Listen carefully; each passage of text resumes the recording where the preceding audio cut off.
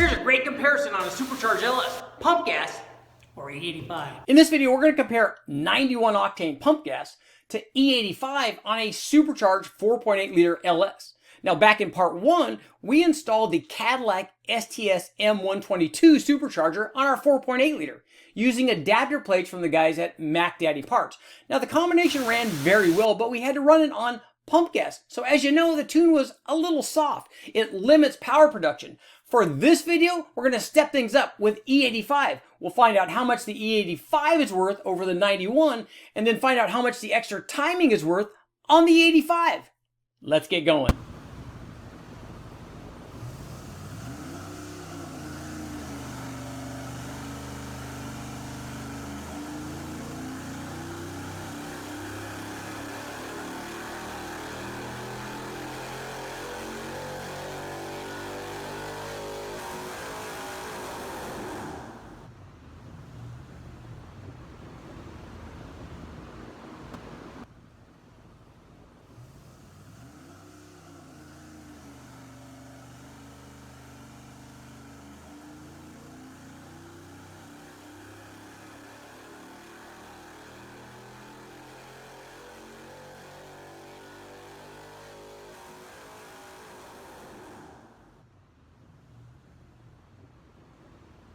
Or we can cover the test run on the effective E85 on our supercharged 4.8 liter and then the attending timing upgrades that also add power. We need to do a recap. There might be a lot of people watching this video that did not watch part 1 where we added the supercharger to the 4.8 liter and ran it on pump gas. If you haven't seen that video, check it out. I'll put a link up right here to part 1 in that video. But basically we had a 4.8 liter test motor. Originally started out as a junkyard motor. So it had a stock block, stock crank, it had Gen 4 rods, and long ago after hurting the factory pistons, we installed a set of JE Forge pistons. Now they had a slight dome on them, so it brought the compression up about a half a point higher than stock. This test motor also had stock 706 heads as cast unported. They did have a valve spring upgrade. We had a truck manifold, stock truck throttle body, inch and 7/8 headers, all run with an HP management system and Snake Eater 1500cc injectors to make sure that we had enough fuel both on pump gas and later on E85. Now, the one thing I didn't mention in part 1 of that video was the cam timing. And obviously, cam timing is critical for all of this stuff. As we know, every cam is a boost cam. So this was a JFR cam left over from my original Sloppy Stage 2 versus the World test. I ran them all NA to begin with, and I have yet to run them actually under boost. But given the fact that they made almost all the same power NA, we kind of know what's going to happen under boost too.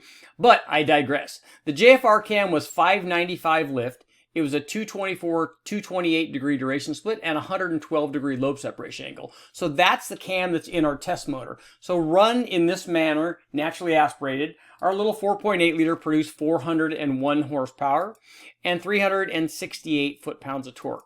And here's what happened after we installed the intercooled Cadillac blower running with pump gas and a pump gas tune. We ran it on 91 octane. The blower was putting out about 11 pounds of boost, and you can see it has a nice torque curve hovering around 500 foot-pounds all the way down. And had we started the load lower than that, even down below 3,000 RPM in the 2,500 range, this thing would have offered a ton of boost and obviously a ton of torque. So this combination produced over 500 horsepower, 503. Torque was way up at 514 foot-pounds of torque. So it did very well given the fact that we were limiting it on pump gas. Obviously a 91 octane tune was fairly mild. This is about the equal timing that the guys from Mac Daddy Parts who do the adapters to allow us to install this supercharger on our LS. This is about the timing level that they're running out on the street. So we know that this works on pump gas. But now let's find out what happens when we increase the timing. But first, let's find out what happens when we add E85. Now that we're all caught up from part 1 where we took our 4.8 liter, our NA motor that made 400, we increased the power output to over 500 using our Cadillac M122 STS blower and the Mac Daddy Parts adapters. Running on pump gas on 91 octane, it was over 500 horsepower and 514 foot-pounds of torque. But now I want to get into the E85 test and the extra timing. But before we can do that, I made one other change. Because I'm going to be doing a video, part 3 will be all about throttle body upgrades on this combination. We wanted to find out how responsive the supercharger is to inlet restrictions, basically throttle body size. And I ran this at multiple power levels, so that video will be all about that. So while I was testing this, the first thing that I did after we had run this test on pump gas is I put a larger throttle body on. What we did was replace the factory truck throttle body, which obviously is sized for factory truck power and not for 500 horsepower. So we installed a larger, fast 102 millimeter throttle body on our custom inlet elbow, which consisted basically of a 3.5-inch inlet tube, and we had an adapter to go up to the 102 millimeter throttle body. Now, the 102 millimeter throttle body was bigger than the opening in the back of the blower, but we wanted to see if we could improve the flow rate into the blower, and as it turned out, it was very responsive to this change. If we take a look and see even at this power level, and as I said, we'll do a video on different power levels, so the throttle body stuff will be kind of cool. But here's what happened when we installed the throttle body. We increased the power output up to 517 horsepower. Peak torque was up to 523 foot-pounds. And as we typically expect from an inlet change, like an airflow change, we see more of a gain out at the top of the RPM range than we do at the bottom, because it has enough airflow to support the power level at the bottom, but just not at the top. And that's exactly what this throttle body did. And we'll go into detail in the third video, which will be some really cool stuff. But this is the order that I ran the test in. So before we could get to the E85, we did this throttle body, and I didn't want you to think that all of the power came from just the E85. But let's take a look at that now and find out, here's what happened when we changed over from pump gas to E85. You see, we got a big change, and we got a big change everywhere. I mean, down here at 35 or 3600, the torque jumped up from 496 to 532. So we picked up a ton of torque, and out here at the top, we picked up from 510 to 542. So you're talking about 30 horsepower or so and 30 foot-pounds of torque. So it's a nice gain. It's important to note that when we put this E85 in, we matched the air fuel on the gas scale. So they're both running at about 11.5 to 1, and we made no change to timing. We ran the timing level that we would run on the pump gas level, which, as I said, was about 17 degrees. Now, we all know that on E85, that's not nearly enough timing, or more accurately, it will take a lot more timing than that, and that's what we're going to get into next. But just adding the E85 all by itself with no changes to timing and maintaining the same air-fuel ratio was worth as much as 30 horsepower on this supercharged combination. Not to mention the fact that obviously it's going to lower the temperature and it's going to make things a lot safer because it has higher octane. So your motor driving around would be much happier on this E85, obviously, than pump gas, and it's worth quite a bit of power. So now let's find out what happens when we start adding timing and make this thing a little bit spicy.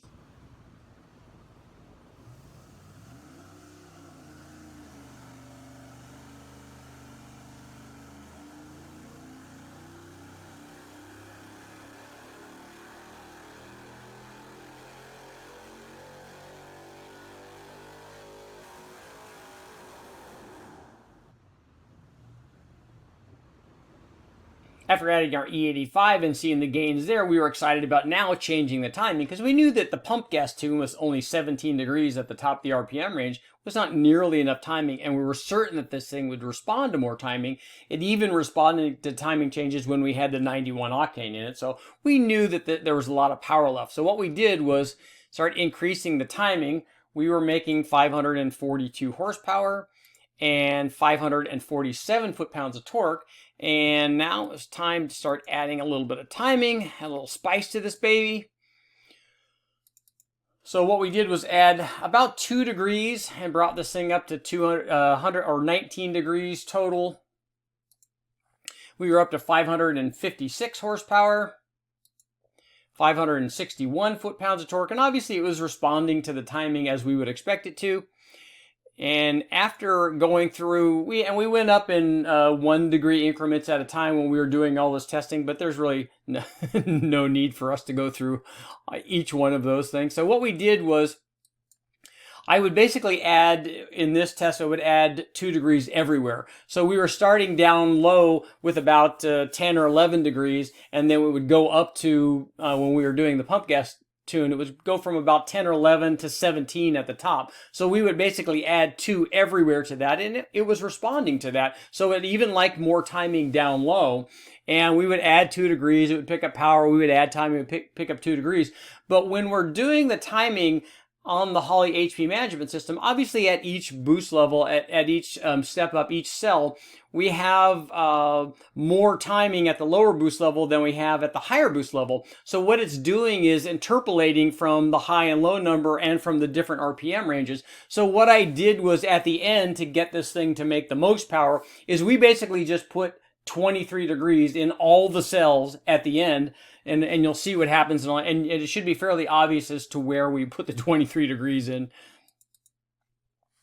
So we can see we had 23 degrees in from about 4,800 on out, and then it had and at the 45 range it had 21 or so, and then we had the same timing curve from the 3,000 and 3,500 range, as you can see. Now, if you're looking at these curves, you can see, well, it's really kind of coming on the cam there between 41 or 4,200 and 4,500. What's happening is that's the ramp up in timing. So we could fill this torque curve in if we wanted to by adding even more timing down low. So if I were to take and put 23 degrees in this thing all the way across, while it might not gain a ton down here at 3,500, it would definitely pick up in the 4,000 to 4,500 range. So we could fill the torque curve in even more if you wanted more torque from your combination. But run with 23 degrees and E85, the power output was up to 591 horsepower, 590.7, and torque was up to 592 foot-pounds. So we were getting up near the 600 horsepower mark with our combination running E85. And remember, we had never changed the pulley on this thing. It was still the pulley that came with the supercharger and the factory truck. Now, we obviously had to, as you saw in the first video, if you haven't, make sure to check that out, but we had to pin the dampener on the crank because the dampener that we used on this 4.8, the poor thing, had been on and off. I bet it's been on and off like 100 times on that motor. I'm sure that it's that many because we've run endless cam tests on this. We've done all kinds of stuff. I've done adjustable cam sprockets. We've run multiple blower cams, multiple NA cams, multiple turbo cams. We've taken this thing apart, you know, like I said, I'm sure 100 times. So this thing at this point was almost basically a slip fit. So thanks to the guys at TorqueStorm, I had one of their kits to pin the crank for their TorqueStorm blower that we had used. And we just used a pin on this and got it so that we had no slippage. And also the tensioner that the guys from Mac Daddy Parts sent was strong enough that we didn't have any belt slippage. The boost curve seemed to be nice and flat. So the thing I want to look at now is in part 3, I'm going to show you what happens when we change throttle bodies at different boost levels. And we're going to talk a little bit about how I think we can improve the power output even at this boost level. But let me know what you guys think before we get to our conclusion. Let me know what you guys think. Should I run this on, continue running it on the 4.8?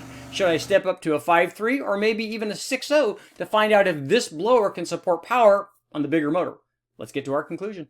Well, guys, it should be obvious from the results. E85, a big yes on a supercharged combination, and then the extra timing was worth even more power. I'm going to show you one more graph, and this shows you where we started at about 400 horsepower with our NA 4.8 liter, and then we stepped up with the blower and pump gas up to about 500 horsepower, and then we stepped even farther to 591 horsepower and 592 foot-pounds of torque after we changed the throttle body in the E85 and the extra timing.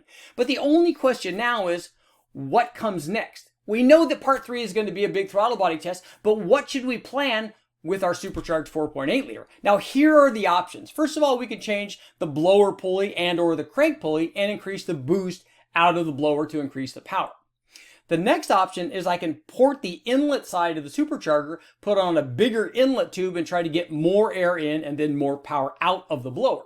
The final option, obviously, is a camshaft. We know it has the wrong cam because they all have the wrong cam. I can change the camshaft in, improve the power output of the NA motor, and then hopefully improve the power output of the supercharged combination. But here's what I want you to think about. There's one final option. Should we step up from the 4.8 liter to either a 5.3 or a 6.0 and find out what the supercharger really has to offer.